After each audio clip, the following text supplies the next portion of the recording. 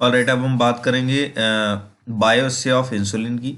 बायोअसे insulin, there are two methods of bioassay insulin, rabbit method and mice method. तो insulin तो basically pancreatic beta cell से release होने वाला hormone है। आप इसमें थ्योरी 2-3 लाइन ऐड कर सकते हैं वो, लेकिन कंटेंट चूंकि आपका बायोअसे का है तो बेहतर है कि आप बायोअसे में ही फोकस करें। दो मेथड है, रैपिड मेथड और माइस मेथड। आप जैसे स्टैंडर्ड प्रिपरेशन एंड यूनिट की बात करें, अब हम रैबिट मेथड को कर रहे हैं। आप यहाँ पे हेडिंग डाल सकते हैं रैबिट मेथड। तो स्टैंडर्ड प्रिपरेशन क्या है? It is pure dry crystalline insulin. And जो वन यूनिट होता है इंसुलिन का, किसका? इंटरनेशनल स्टैंडर्ड यूनिट में। ये आपको ध्यान देना है कि इंटरनेशनल स्टैंडर्ड यूनिट जो होती है वो एक यूनिट में 0.0347 मिलीग्राम इक्विवेलेंट होता है इंटरनेशनल स्टैंडर्ड यूनिट की, एक यूनिट ऑफ इंसुलिन। अब प्रिपरेशन ऑफ स्टैंडर्ड सॉल्यूशन, इसको चूंकि हमको एक स्टैंडर्ड देना है, राइट? तो स्टैंडर्ड सॉल्यूशन में अब हम क्या देख रहे हैं कि यहाँ पे हम एक्यूरेटली वे करेंगे कितना? 20 यूनिट लेंगे, 20 यूनिट। एक यूनिट में इतना 20 यूनिट लेंगे और डिसॉल्व करेंगे इट इन नॉर्मल सेलाइन 0.9%। उसको हम एसिडिफाई करेंगे with the help of HCl to pH 2.5। Add करेंगे 0.5% phenol for preservative purpose, and again we add 1.4% to 1.8% glycerine, right? And final volume should contain 20 units per ml। 20 units per ml। 1 ml में जितनी भी चीजें mix करें हम, 1 ml में आपको 20 unit insulin होनी चाहिए स्टैंडर्ड प्रिपरेशन।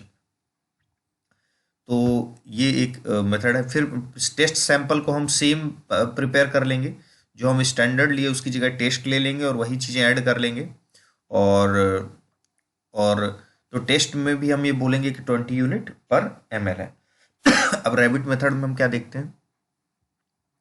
रैबिट मेथड में बेसिकली यहाँ पे कुछ डाउट हो रहा है मुझे। रैबिट मेथड तो ये है नहीं। 1 सेकेंड, थोड़ा सा कहीं करेक्शन रिक्वायर्ड है क्या? Okay okay okay okay okay okay okay okay, correction यहाँ रिक्वायर्ड है बच्चों। थोड़ा सा एरर रह गई है स्लाइड बनाने में, तो आप इसको करेक्ट कर लीजिएगा। रैबिट नहीं, कोई एरर नहीं है। मुझे लगा रैबिट की जगह मैंने रेड बोला है। ठीक है, तो रैबिट मेथड ही है। करेक्ट है, कोई एरर नहीं है। तो अभी सिलेक्शन ऑफ रैबिट कर लेते हैं। सिलेक्शन ऑफ रैबिट में आपका प्रॉपर हेल्दी रैबिट लेना है, यूनिफॉर्म हो, जो मेंटेन डाइट से, उसको फास्टिंग में रखना है 18 आवर बिफोर, ऐसे स्टार्ट करने से पहले। रैबिट का वेट इतना होना चाहिए। तो ये एक जनरल चीज़ें हैं जो आपको, इसमें टेक्निकल नहीं है, तो इसको जस्ट मैं एक बार रीड आउट करूंगा और आपको ध्यान में रखनी है। स्टैंडर्ड सैंपल जो आपने प्रिपरेशन बनाई, उसके डाल्यूशन तैयार कर लेने हैं। 1 यूनिट पर ml या 2 यूनिट पर ml dilution from NaCl। Dosages आपकी, डोज आपको क्या सेलेक्ट करनी है? तो डोज बेसिकली हमको ये देखना है कि वो डोज जिसमें फॉल इन ब्लड प्रेशर हमारा स्टार्ट हो।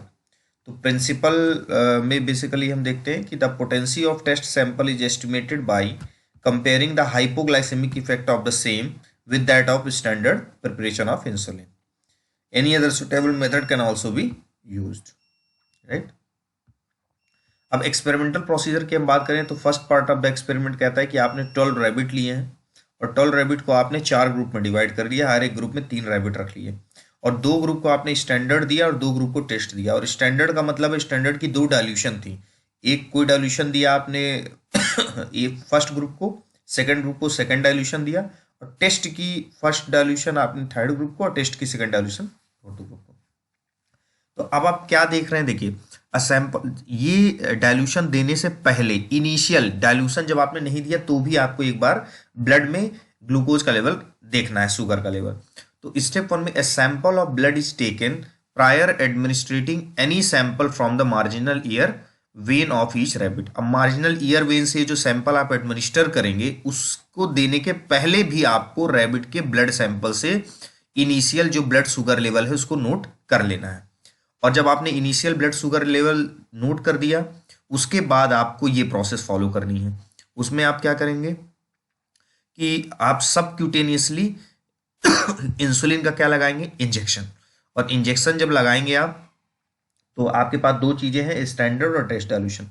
फिर आप जब इंजेक्शन लगा लेंगे उसके बाद each rabbit sample of blood is withdrawn up to 5 hours, 5 घंटे तक आपको ब्लड लेने हैं। हर इंटरवल में कितने, हर 1 घंटे के इंटरवल में आपको 5 बार ब्लड सैंपल लेने हैं। Blood sugar is determined again, this is known as final blood sugar level. ये आपका इनिशियल ब्लड शुगर लेवल था और ये आपका फाइनल ब्लड शुगर लेवल है। स्टेप 3 में क्या है, second part of the test. तो आपको after 1 week the same interval, तो देखिए पहले आप इस चीज को यहाँ क्लियर कर लीजिए। देखिए आपने जब ये दो चीजें की तो आपको ये पता चल गया कि इस डायल्यूशन के बाद आपका कितना ब्लड का शुगर लेवल कम हुआ आफ्टर 5 आवर, और इस टेस्ट डायल्यूशन में कितना कम हो, तो आप उसको कंपेयर कर लेंगे कि आपके टेस्ट की स्ट्रेंथ कितनी है। और इसी टेस्ट को आप क्या करते हैं सेकेंड पार्ट में, क्रॉस ओवर टेस्ट इसको बोलते हैं। इसमें जस्ट कुछ करना नहीं है, इसमें आपको जो एनिमल्स आपने यहां पे यूज किए हैं, ये जो 6 एनिमल है स्टैंडर्ड वाले, उसको टेस्ट में डाल देने हैं, और ये जो टेस्ट वाले 6 एनिमल है उनको उठा के स्टैंडर्ड देना है। तो चूंकि ये आपको कब देना है, after 1 week the same animal are use for the second part of experiment, grouping is reverse, और ऐसा इसलिए किया जाता है produce as ever will be perform, ये बी है।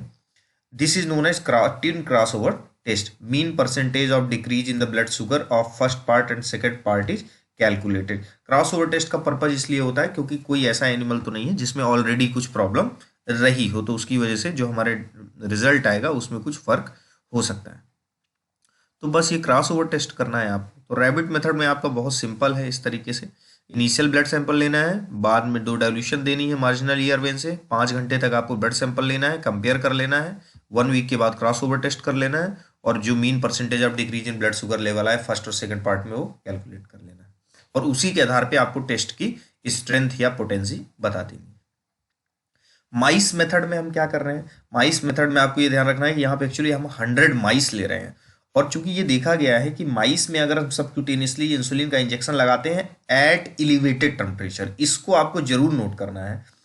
ये स्टैंडर्डाइज प्रोटोकॉल है कि at elevated temperature when you administer the subcutaneously insulin injection in the mice only, not in rabbit, in the mice they will start producing convulsion. तो percentage of convulsion produced by the test at standard preparation are compared in mice method. Experimental procedure में यहाँ पे आपको 100 माइस लेने हैं, fit होने चाहिए, fasted होने चाहिए, डाइल्यूशन बढ़ानी है आपको 0.064 यूनिट पर ml standard dilution, first and second 0.096 unit पर ml। Similarly the test solution are also prepared, same पहले की तरह है। अब हम यहाँ पे क्या कर रहे हैं, देखिए ये चार्ट है, आपके 100 माइस लिए, 4 ग्रुप में 25-25 डिवाइड कर दिया, जिस तरह रैबिट ने आपके किए थे 3-3 के 12 माइस, 12 रैबिट को, तो 25 माइस आपने डिवाइड कर दिए, स्टैंडर्ड डाइल्यूशन दिया, इसको टेस्ट डाइल्यूशन दिया, इतनी यूनिट स्टैंडर्ड दिया, इतने ही यूनिट आपने इसको क्या दिया, टेस्ट दिया। तो चूंकि आपने राइट, तो टेस्ट सैंपल दिया, ग्रुप आपके 4 है, तो ये आपका सेम है। अब एलिवेटेड टेम्परेचर का पॉइंट आपको याद रखना है। आप देखिए क्या है इसमें, एक पॉइंट ये है कि द माइस विच कन्वर्स और die are taken out of the incubator and observe, these mice usually convulse severely but failure of the animal to upright itself when placed on its back should be well be considered as convulsion। Means इसमें ये कह रहा है कि देखिए अगर कोई माइस dead कर जाता है तो उसको एक्सपेरिमेंट से हटा देना है, लेकिन किसी को अगर कन्वल्जन मतलब उसको किसी माइस को डाउट है कन्वल्जन आ रहा है नहीं आ रहा है, तो आप उसको अगर आप बैक साइड में रखते हैं और वो अपने से अपराइट नहीं आ पाता, itself when placed in a bag, तो उसको भी हम इन कन्वल्सिव स्टेट मानेंगे, उसको भी हम कन्वल्जन मानेंगे। और तो ये आपका इससे ये पता लग जाएगा कि ये डोज देने के बाद कितना कन्वल्जन है और ये डोज देने के बाद कितना कन्वल्जन है। तो कन्वल्जिव माइस में बी सेव्ड। अब जिसको कन्वल्जन आ रहा है आप उसको प्रॉपर ट्रीटमेंट कैसे करेंगे, कन्वल्जन आपने नोट कर लिया कि इस डोज पे कन्वल्जन आ रहा है, तो उस कन्वल्जन को ट्रीट करने के लिए आप 0.5 ml का 5% डेक्सट्रोज का क्या देंगे, इंजेक्शन। तो percentage convulsions produced by test samples are compared with those of the standard sample and those animal which survive may be used again by the another experiment after interval of 1 week। तो आप उसको compare करके आप बता सकते हैं कि test में कितना कन्वर्जन आ रहा। तो ये आप बेसिकली इस तरीके से इंसुलिन के दो मेथड हैं जिसमें आप उसका बायोस से उसकी स्ट्रेंथ कैलकुलेट कर सकते हैं। सो आई होप तो इसमें आपको बेसिकली आपका जो दोनों आपको मेथड पता होनी चाहिए रैबिट माइस। आप रैबिट में इस तरह ये स्टैंडर्ड प्रिपरेशन का ये आपको लर्न करना होगा, इसमें क्या चीज़ें आपको मेमोराइज करनी होंगी। और देन आफ्टर आपका सिंपल सा प्रोसेस है, अगर आपको एक एक्सपेरिमेंट याद हो जाता है तो दूसरे में नंबर्स आपको याद रखने, उनको डिवाइड कर देना और सब कुछ वैसा ही है, राइट। तो इस तरीके से आपको बायोएसे ऑफ इंसुलिन के एक्सपेरिमेंट को कॉन्सेप्ट को रखना है। Thank you very much.